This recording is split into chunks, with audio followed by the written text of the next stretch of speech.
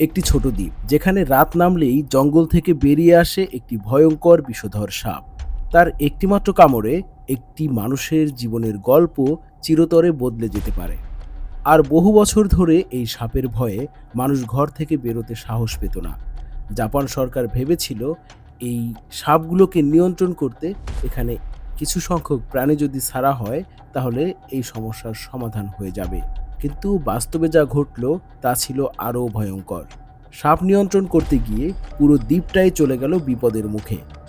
আপনি কি জানেন কিভাবে জাপানের সবচেয়ে জিনিয়াস আইডিয়া পরিণত হয়েছিল জাপানের ইতিহাসের সবচেয়ে বড় পরিবেশগত ভুলে?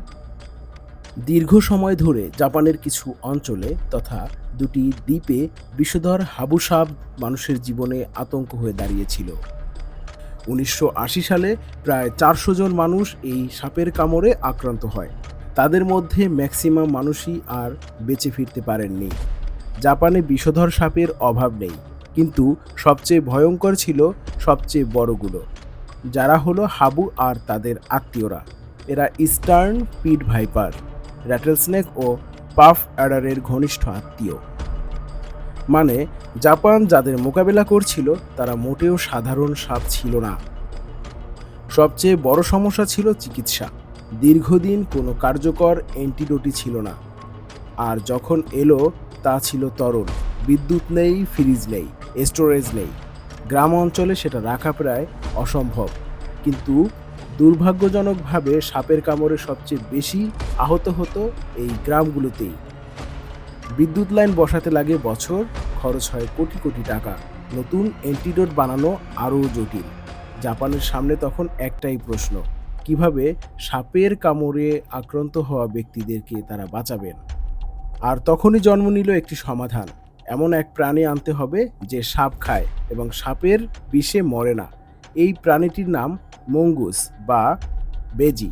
1979 সালে 30টি ছোট ভারতীয় মঙ্গুস আনা হলো আমামি ও ওসামি দ্বীপে।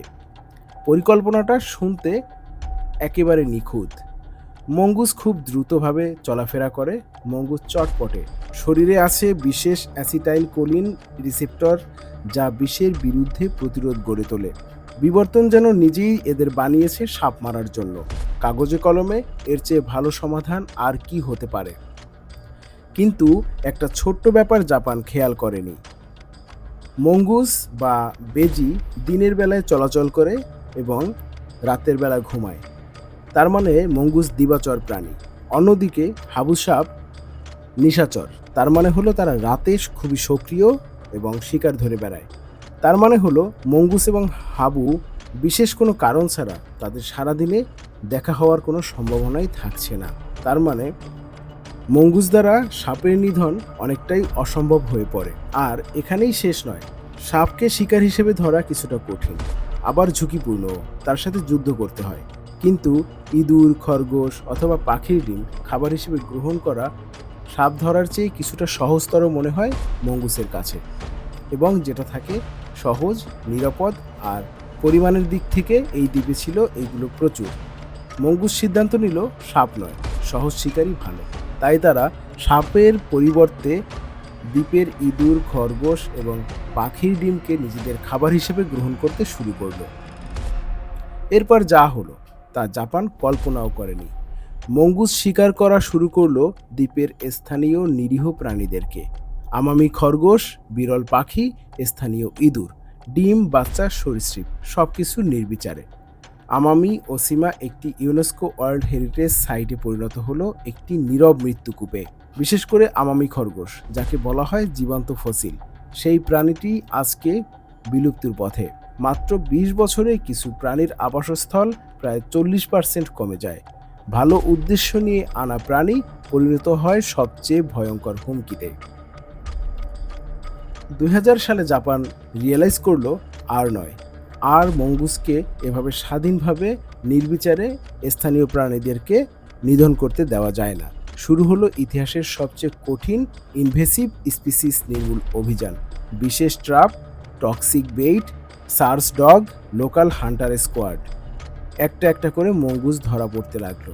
যে মঙ্গুসকে তারা ব্যবহার করেছিল সাপ নিধন করতে, আজ তারা নিজেরাই নিজেদের বিভিন্ন টেকনোলজি ইউজ করে সেই মঙ্গুসকে নিধন করতে উদ্যত হলো। ধরা পড়ল মোট ৩২,০০০ প্লাস মঙ্গুস। শেষটি ধরা পড়ল ২০১৮ সালে। এরপর প্রায় ৬ বছর কেটে গেল, আর একটি মঙ্গুসেরও চিহ্ন দেখা যায়নি এই আমামি দ্বীপে।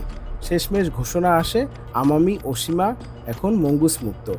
আজ হাবু সাপের কামড় নেমে এসেছে বছরের ৬০টিরও কমে।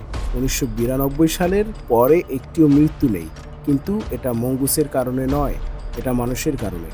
সচেতনতা, চিকিৎসা, সঠিক সিদ্ধান্ত, এই গল্প আমাদের শেখায় ইনভেসিভ স্পিসিস শুরুতেই থামাতে হয়।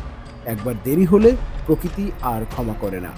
এই গল্প যদি আপনাকে ভাবতে বাধ্য করে, তাহলে ভিডিওতে লাইক করুন, আর এমন আরও বাস্তব অজানা ইতিহাস জানতে চ্যানেলটি সাবস্ক্রাইব করে রাখুন।